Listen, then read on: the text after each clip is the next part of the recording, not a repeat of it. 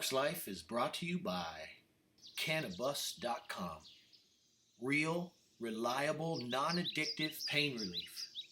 If you live in chronic pain, Cannabis.com can help. Visit the site today and find out how.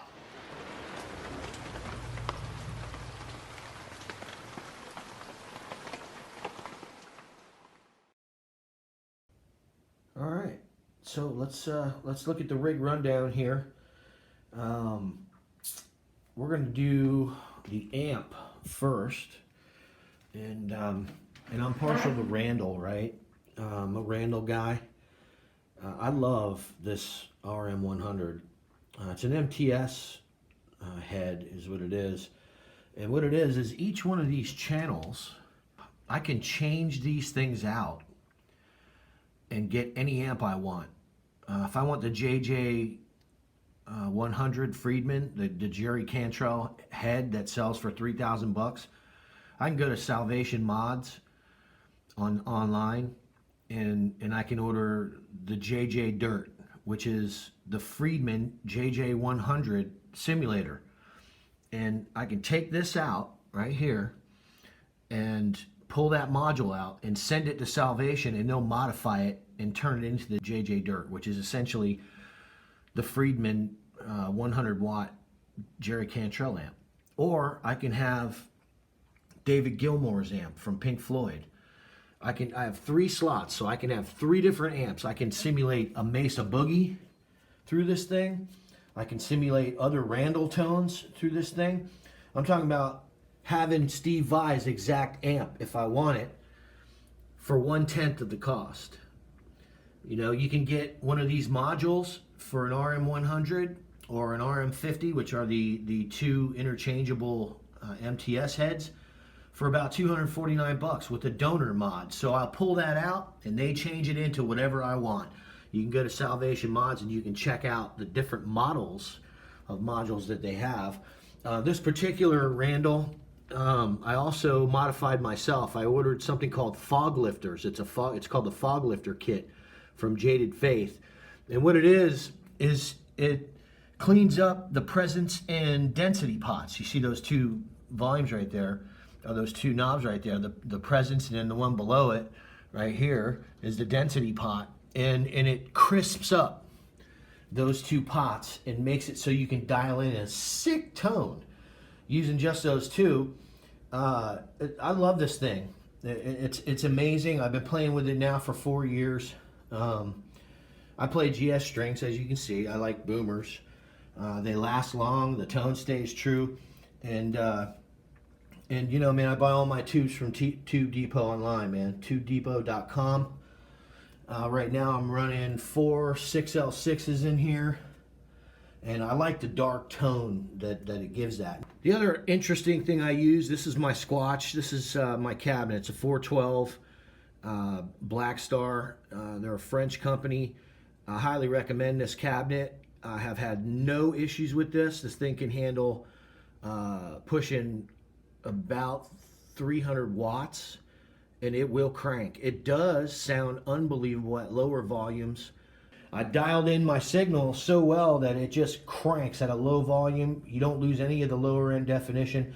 And when you turn this thing up, buddy, let me tell you something. You can blow a neighborhood out and the signal does not warble or anything. It's tight and consistent, always. I love this cabinet.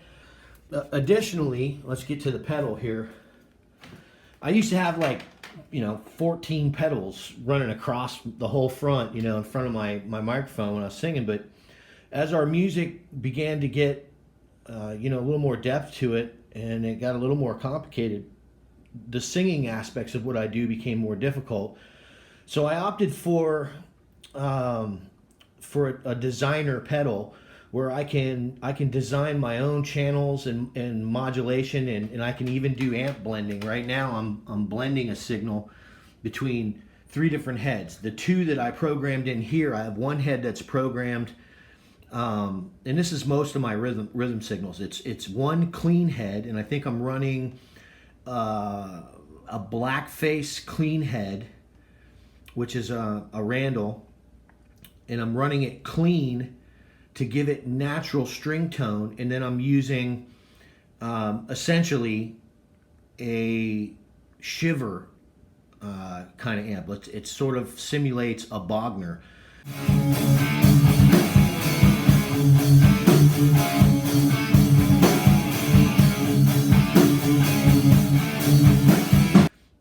And so instead of having you can dial in tones on this thing that are incredible, but some of them are sound processed, and even when you throw a reverb on them. So I blend the heads. I use a clean head that has very little gain on it, and what it does is it just widens and adds a natural string tone at the right volume when it's blended with my high gain channel, which is again a simulated Bogner kind of sound.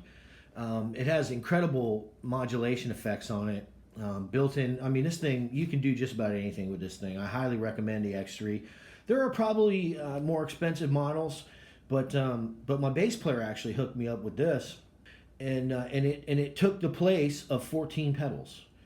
I can program many different channels in this thing, and any kind of color I want to put on a riff, man, it's right there. You know what I mean? And it's one button as opposed to having to turn one off and turn one on while I'm singing.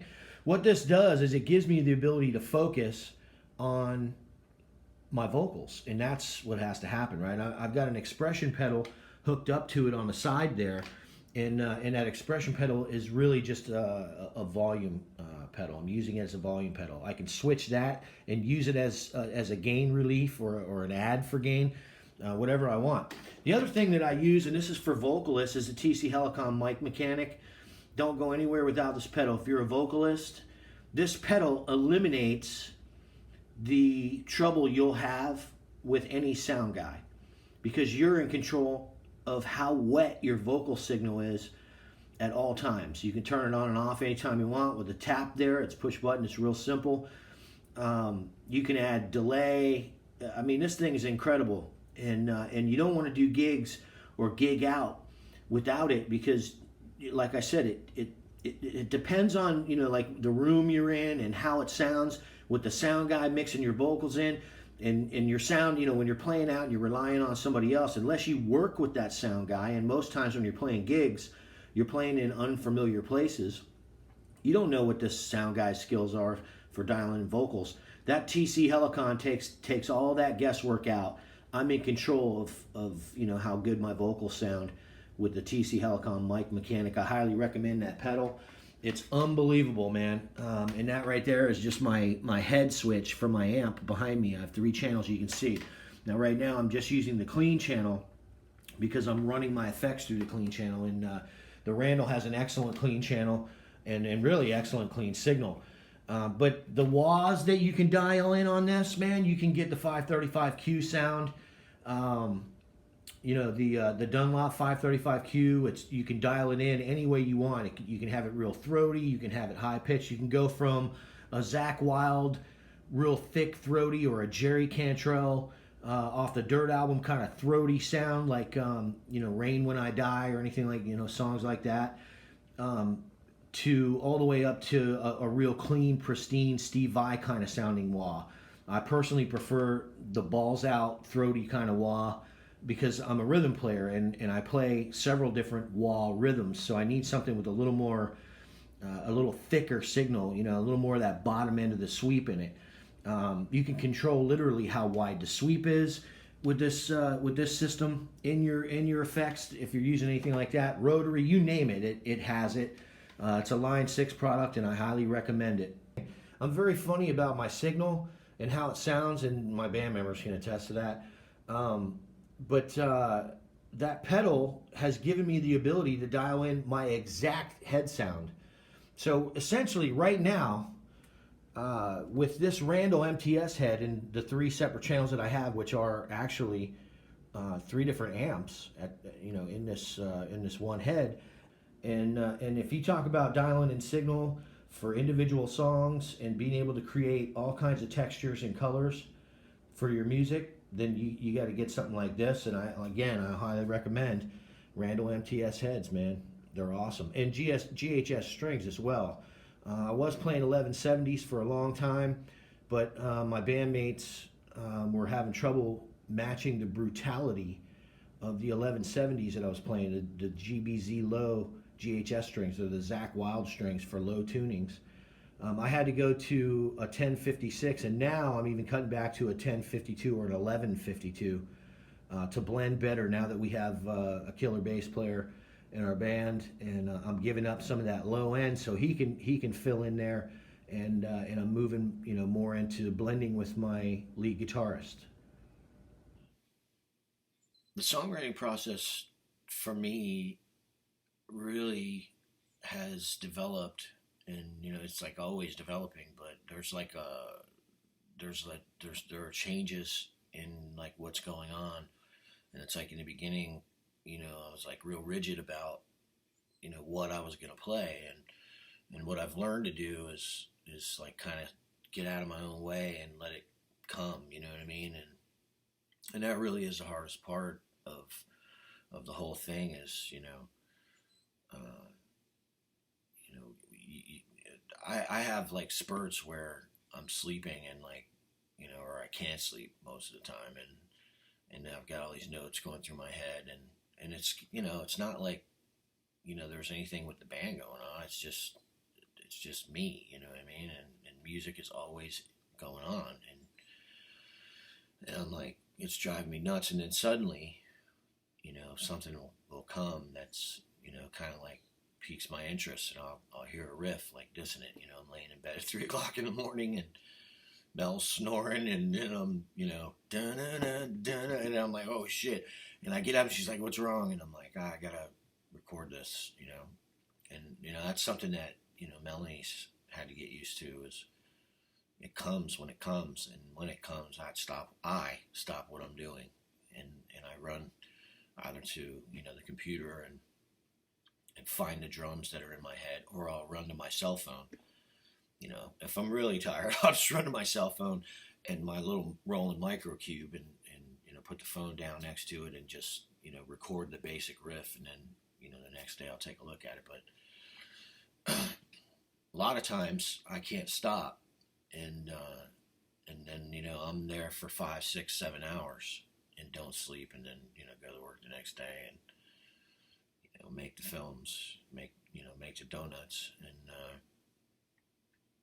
and looking at the whole thing, it's like songwriting for me has been a long journey, and I've been writing for over 20 years now, and I have a very large catalog of material, and in the beginning it was a struggle because I had ideas about how to do this, and what I found is that the best way to write a song is to not write it at all, is just to allow things to happen, to continue playing the riff, and just naturally you'll start looking for that second riff to continue building on, and that your ear, and this is true with everything I've written, is like my ear will try to find that next part, and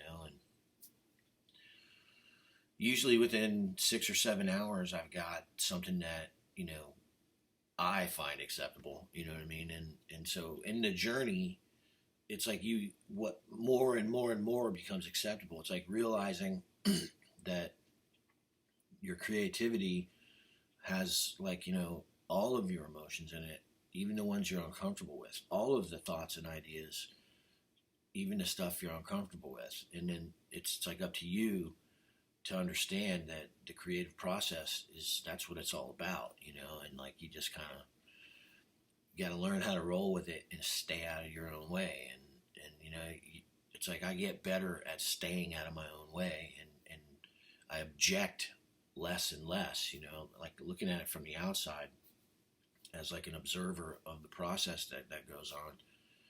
I see where I continue to object to certain things, and that prevents me from moving in that direction, and that's really what it is, what it comes down to, because in those other directions that I'm uncomfortable with playing, and there are note suggestions is what I'm getting at, like it might be a note that to me sounds happy, and I'm trying to express something else, a different kind of emotion seems to be what the riff is about. And I would rather follow that and see where it leads first. You know what I mean? And if it doesn't work, it doesn't work. You're back to the original riff, and you're trying to expound on it. And letting it happen is the hardest part. You know what I mean? But it's also really rewarding, because when you're done, you're like, wow, that just kind of came through me, and as an observer, I can see that, like, I was just being used, and this was coming through me, and I love that. It's like tapping into something that you can't touch or see, but you can feel it, and you can also feel the block when it happens, and then it's up to you to remove it and keep down that path for the song to see where it eventually ends up.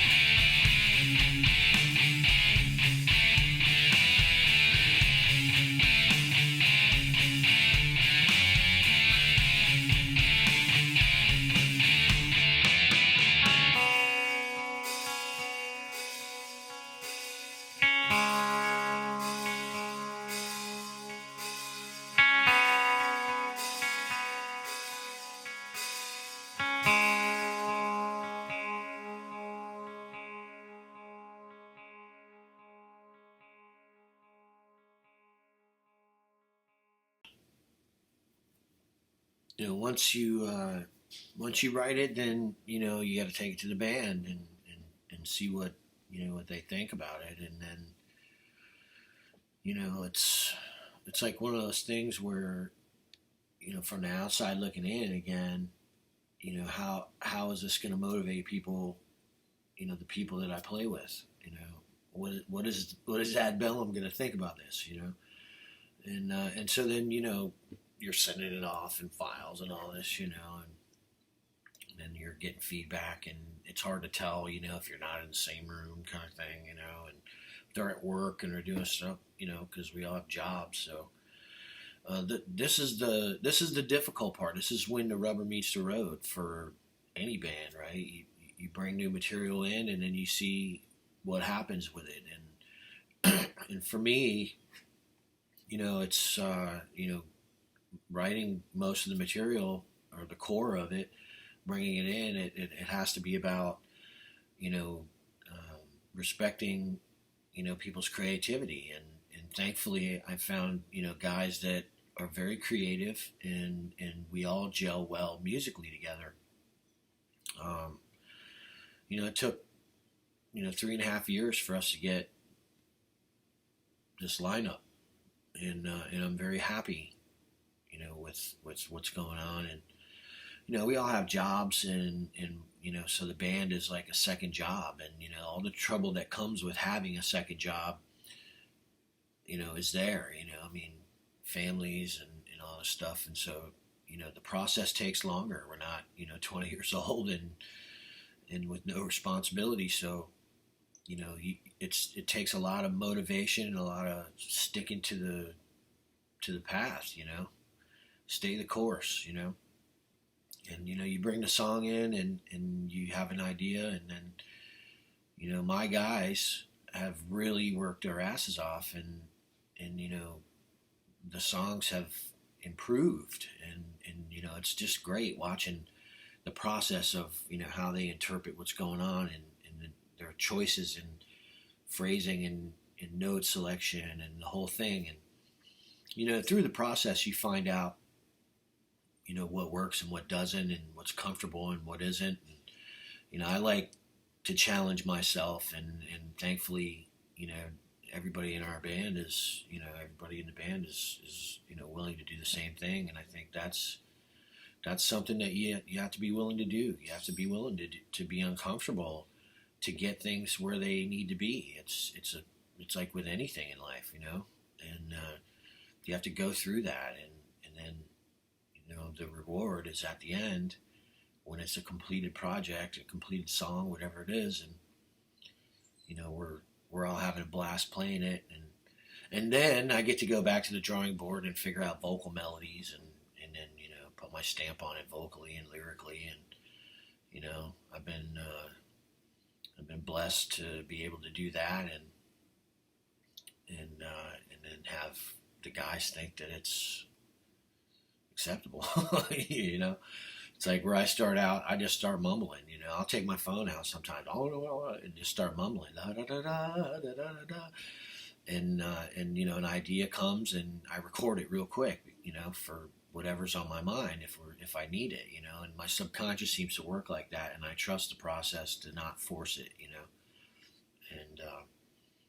and there are times where we need this done, and you sit down and you do what you can do, and then the rest of it works out in the practice, in the wash, you know what I mean? So, but that's like a whole other side to it, playing and singing is very different than just playing, you know what I mean? It's like, so, and in the process of learning any new piece of material, you don't know what you're doing, you're just trying to do it, and that's where it begins, and then it ends somewhere else, and like trusting the process, and don't quit, so that's where we're at.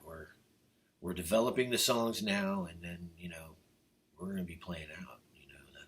That's what we want to do. We want to take what we create, and we want to have other people interact with it, and have that experience, and that's for me what I'm shooting for. Ad Bellum.